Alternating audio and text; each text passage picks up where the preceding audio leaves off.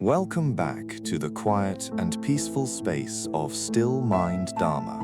Today, I would like to sit down beside you, not to speak of flowery words or lofty philosophies, but simply to share a warm cup of tea, to listen to our own breathing, and to look deeply into the silent burdens you might be carrying. Dear friend, amidst the rushing and dazzling pace of this modern era, have you ever stopped and realized a bitter paradox existing in your very own life?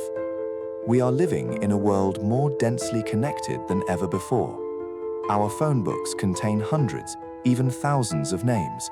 Social media constantly pings with messages, endlessly reminding us of the existence of people around us. We fear missing out. We fear being forgotten. We fear the feeling of standing alone in a crowd. So we try desperately to hold on to every relationship. Yet, ironically and bitterly, the harder we try to maintain and please everyone, the more our inner soul becomes profoundly empty, exhausted, and utterly lonely. We are tired not because we work too hard, but because we are pouring our precious drops of life energy into places that drain and deplete us day by day. Please calm your mind and visualize a miraculous ecosystem of nature. Imagine your soul as a majestic, ancient tree standing quietly beneath the sky. To reach its young green leaves towards the sunlight, the tree must sink its roots deeply into the earth, gathering every pure drop of sap. That sap is your energy, your love, your inner peace. However, in the forest of human existence, not every plant growing beside us carries the goodwill to reach for the sun together. There are relationships that enter your life taking the form of a parasitic vine. At first, they wrap around the tree trunk, bringing a full sense of warmth and connection, like a nurturing and intimate embrace. But day after day, the roots of that vine begin to tighten around your rough bark. They do not root themselves in the soil to find sustenance. Instead, they pierce through your defenses, sucking away the drops of sap you have patiently gathered over the years. They grow green and lush thanks to your silent sacrifice, while your own leaves begin to wither, your branches dry up, and your roots beneath the earth gradually rot from exhaustion. Tragically, even as the tree is dying, it still tries to endure, driven by a naive and distorted belief that shielding another life, despite the pain, is the ultimate expression of compassion. That is also the greatest trap many of us fall into. From childhood, we are planted with seeds of endurance by our families and society. We are taught that a good person must know how to sacrifice, that love means tolerating everything, and that compassion means never turning our backs on anyone, no matter how terribly they treat us. Thus, we grit our teeth and endure those who constantly bring toxic energy.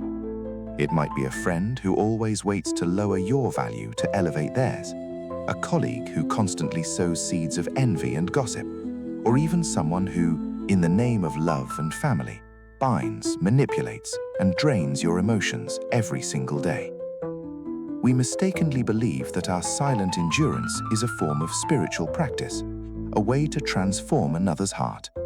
We tell ourselves that by watering them a little more, yielding a little more light, one day that parasitic vine will realize its ways and bloom into a flower. But my friend, the laws of nature are extremely harsh, yet entirely fair. A parasitic vine is born with the innate nature of sucking the lifeblood of its host.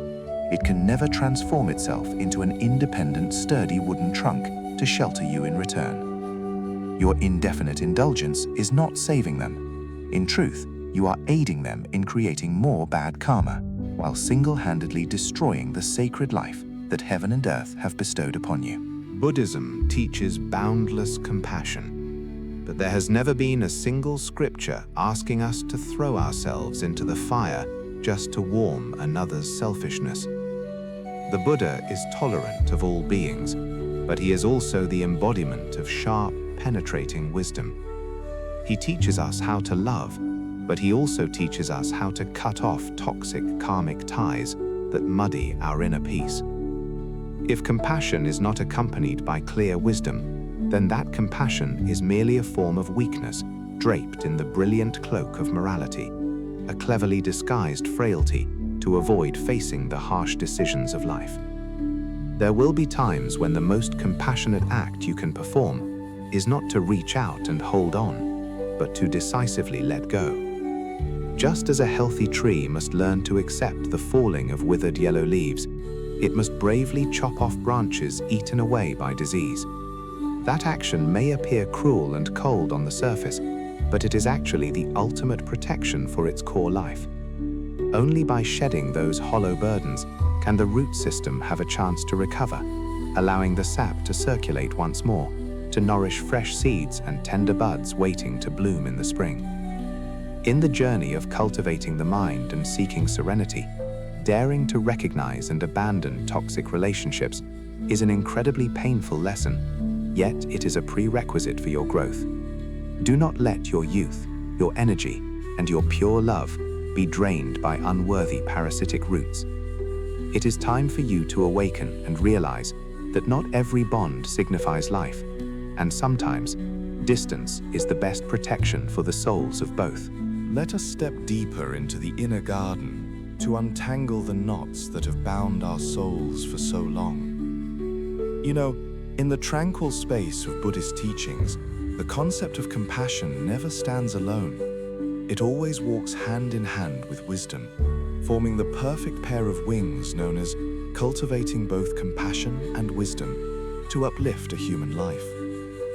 Compassion without wisdom is like a gardener who, out of excessive gentleness, embraces and waters even the wild weeds covered in poisonous thorns. The weeds are not to blame for bearing thorns, that is their natural ego, but the gardener will be at fault with all creations in the garden if he simply allows those weeds to spread freely, driving their roots deep into the soil, draining all the sweet nutrients and suffocating the fragile flower buds stretching toward the light. Indulging a toxic relationship and enduring repeated hurts is exactly the same.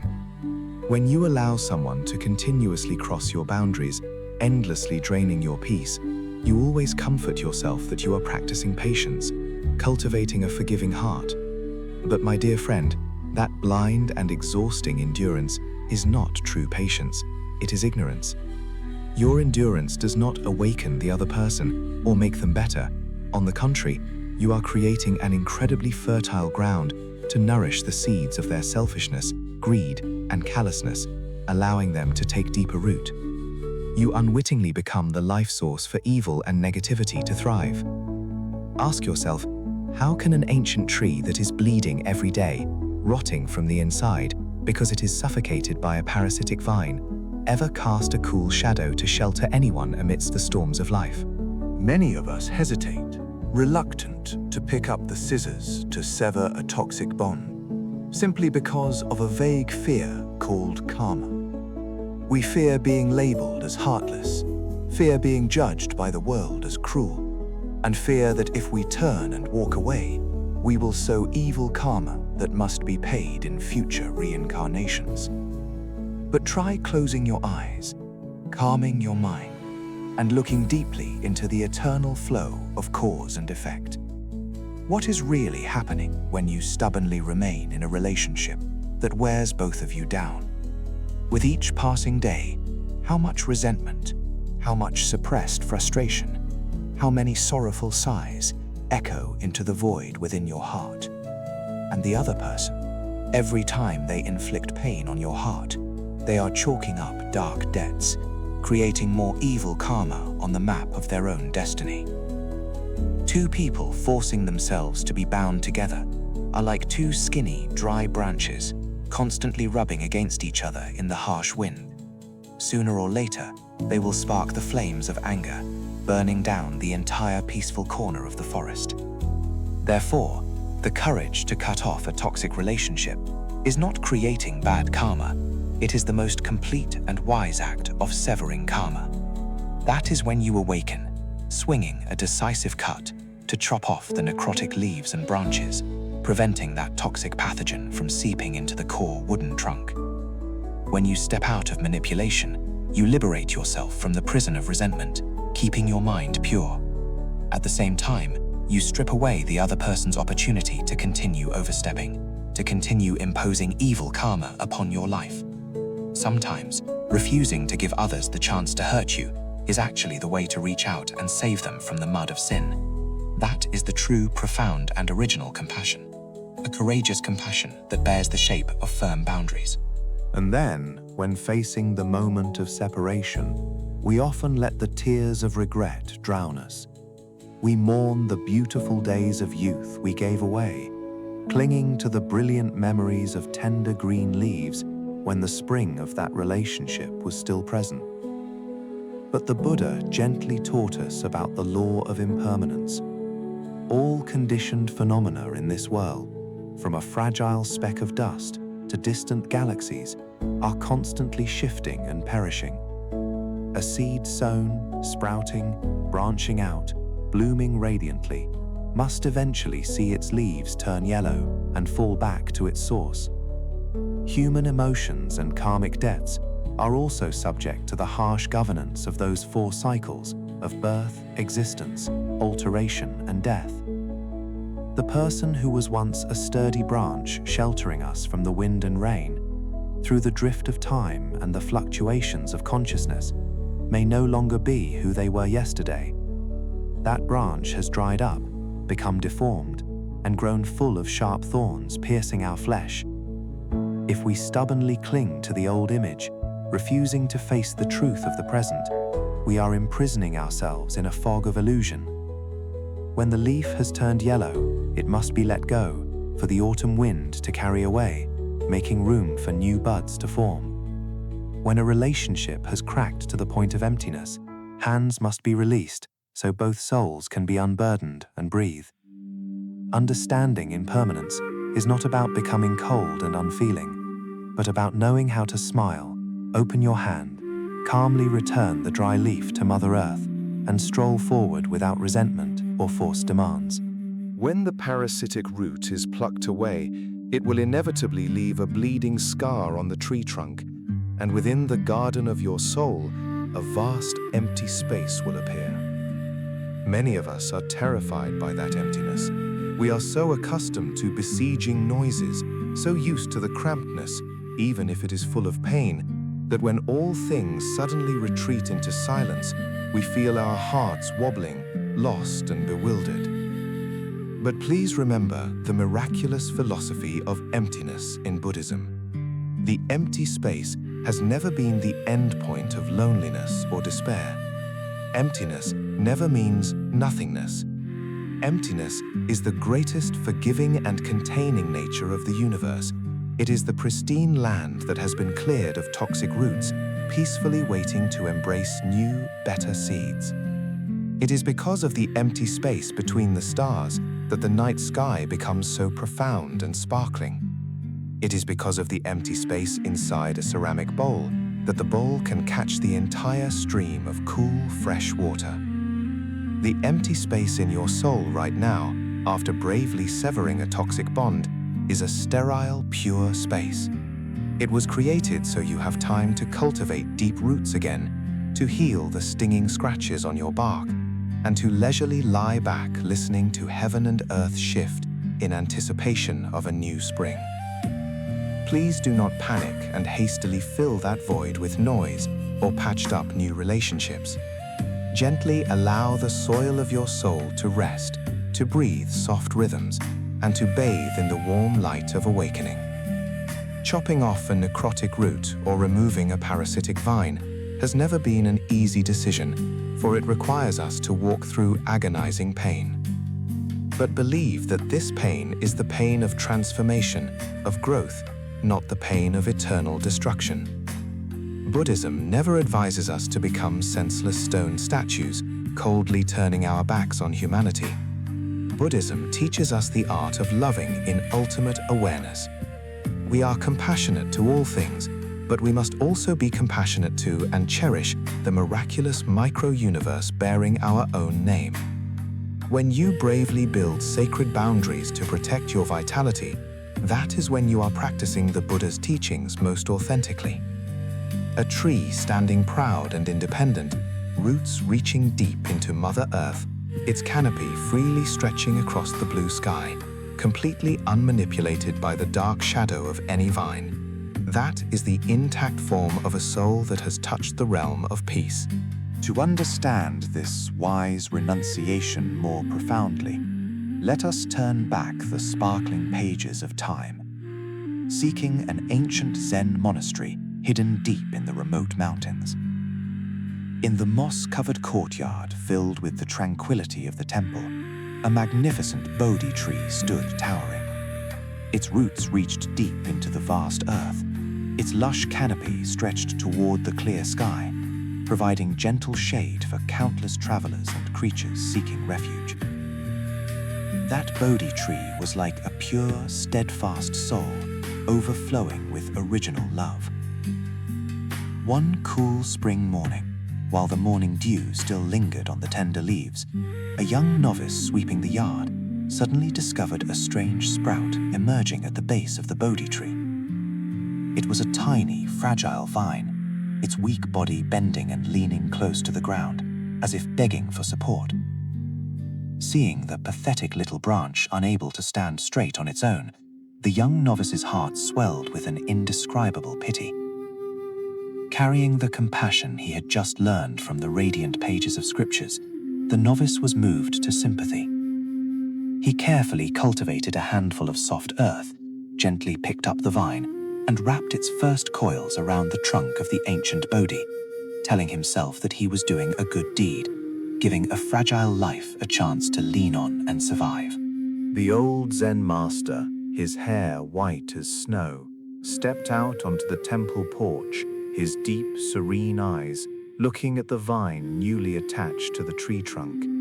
He shook his head slightly, let out a profound sigh, and gently told the young novice that while his pity was highly commendable, he was nurturing destruction. Empty compassion that fails to penetrate the true nature of all things will only bring suffering.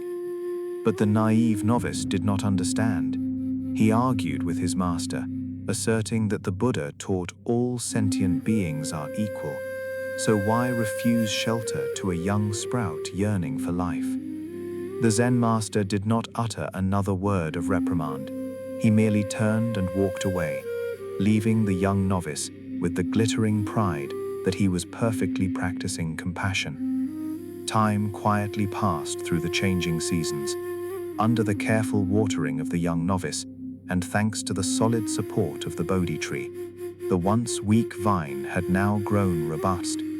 But the nature of a parasitic vine has never been gentle.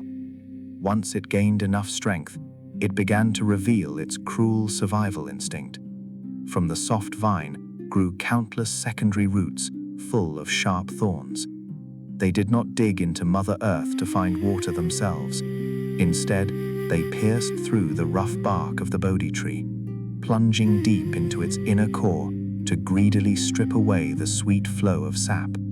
The coils of the vine tightened around the mother tree, stretching all the way up to the top, crossing each other to form a network of shackles, blocking out all sunlight and preventing the Bodhi leaves from photosynthesizing. The magnificent Bodhi tree began to gasp for breath. Its lush green leaves, which once provided ample shade, now turned a withered yellow and fluttered down onto the mossy courtyard, even though autumn had not yet arrived. The bark cracked dry, and streams of sap oozed out and froze like dried tears of a life being drained away. Seeing this, the young novice was overwhelmed with panic and agony. He could not understand why his kindness, his boundless tolerance, had led to such a cruel tragedy. He reached out to untangle the coils of the vine from the Bodhi trunk, but the sharp thorns had embedded themselves so deeply and tightly that forcing them out would tear off huge chunks of the mother tree's bark. The young novice burst into tears, dropping to his knees in the temple yard in absolute helplessness, watching the sacred life he cherished dying day by day because of his own misguided protection. Just then, the old Zen master quietly approached. He did not scold, nor did he preach further. In his hand was a small but incredibly sharp axe. Without a moment of hesitation, he swung his arm and delivered a powerful blow, cleanly severing the very root of the vine, right where it met the earth. The decisive chop was so sharp that the sound echoed across a silent corner of the courtyard. The vine, cut off from its source of life, shuddered indignantly, and just a few days later, the entire network of shackles binding the Bodhi tree withered away and fell to the ground, turning into dust. The majestic Bodhi tree, though bearing countless scars weeping with sap, was finally freed from its grip. It could once again breathe the rhythm of heaven and earth, gathering sap to heal and incubate new young buds. The Zen master helped the young novice up, his eyes shining with a vast empathy mixed with the majesty of prajna wisdom. He warmly whispered that the greatest cruelty in the world is not swinging an axe to sever a destructive bond, but using the name of love to stand by and watch a genuine life gradually wither away.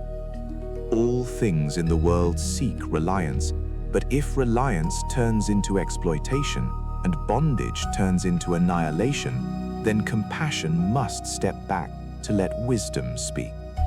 Chopping off a parasitic root does not mean we hate it. It is our way of respecting the law of cause and effect, of protecting the fading life of the Bodhi roots. Compassion without the shelter of wisdom is as fragile and toxic as planting the seed of a parasitic vine right in the middle of one's own heart. That ancient story seems to still echo into our modern human world today. How many of us are playing the role of that naive young novice? We embrace toxic relationships, tolerating people who constantly drain our energy, joy, and self-esteem. We are afraid of hurting them. We fear being labeled as heartless, but we forget the decay happening every hour and every minute within our own souls. We mistakenly believe we are distributing love, but in reality, we are aiding evil, leaving the soil of our inner self to become dry and rocky. The Zen master's axe was not born to destroy, it was forged to awaken. It reminds us that daring to stand up to protect ourselves, daring to say no to toxicity, and daring to turn our backs on relationships that bring only depletion, that is the pinnacle of compassion. A compassion illuminated by the radiant torch of wisdom. The journey of swinging the axe of wisdom to protect your own roots will eventually lead you to a vast sky, where the leaves of your soul are free to bathe in the morning sunlight without being obscured by any dark forces. Through the torments and pains of separation, you will ultimately awaken to an incredibly simple yet profound truth of human existence. True compassion has never been the act of sacrificing and depleting oneself to serve the selfishness of others. The most brilliant and complete compassion is when you know how to be tolerant of all things, but at the same time know how to erect a solid protective fence around your own miraculous life. You cannot love the whole world if your own heart is bleeding. You cannot cast a cool shadow for all species if your own trunk is being drained of its very last drop of sap. Severing a toxic relationship, stepping away from a person who relentlessly brings negative energy, is not an act of callousness. It is respecting the law of cause and effect, a way for you to stop sowing more seeds of resentment and suffering for both sides. To bring this deeply symbolic lesson out of the quiet temple courtyard and back into the swirling breath of everyday life, you might wonder, how can we swing that decisive axe amidst the tangled mess of heavy emotional debts? How can we personally sever a toxic relationship and abandon someone once familiar without leaving behind a bleeding wasteland or endless guilt? The answer does not lie in hatred or loud, tearful partings. It lies in the art of stepping back in mindfulness, You do not need to create a war to determine right and wrong, nor do you need harsh accusations to prove you are the victim.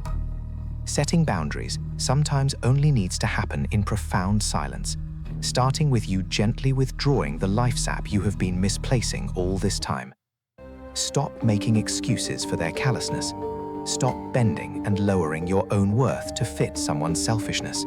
And most importantly, immediately stop turning yourself into a healing remedy for someone who has no intention of curing their illness. The practice of letting go does not begin with pointing the spear outward, but begins with returning to care for your own roots. Whenever you feel depleted and stuck facing a person with toxic energy, instead of reacting with anger or continuing to bend over backwards to endure, give yourself a gentle pause. That pause is mindful breathing. Right at that moment, take a deep breath. Feel the cool air of heaven and earth fill your chest. And as you slowly exhale, imagine yourself dropping a withered autumn leaf to the ground. That leaf carries the false expectation of another's change. It carries the fear of being judged by the world as unfeeling. And it carries the irrational guilt of failing to please everyone. You must understand that the steadiness of an ancient tree does not lie in its effort to hold on to every dry yellow leaf during the shedding season, but in focusing all its heart and energy to nourish its roots deep into Mother Earth. When the roots of your self-esteem and self-love are deep and strong enough, you will naturally know how to reject toxic winds without having to strain or exhaust your mental strength. Cutting off a life-draining relationship never means you must hold resentment in your heart. Hatred is like a toxic sap leaking from within the tree trunk. It destroys your own roots before it ever touches any other living being. When you decide to step back and slam the door on a toxic bond, carry with you a silent forgiveness. We forgive not because their actions were right or deserving of tolerance, but because we fully realize that the space in our souls is far too sacred and precious to harbor the foggy clouds of resentment. We open our hands to let them go, returning them to their own cycle of cause and effect, and we draw back to water our own parched and cracked inner soil. The practice of letting go does not begin with pointing the spear outward, but begins with returning to care for your own roots.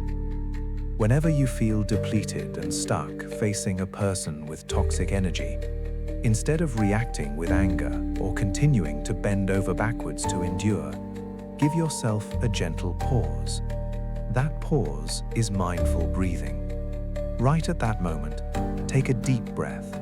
Feel the cool air of heaven and earth fill your chest. And as you slowly exhale, imagine yourself dropping a withered autumn leaf to the ground.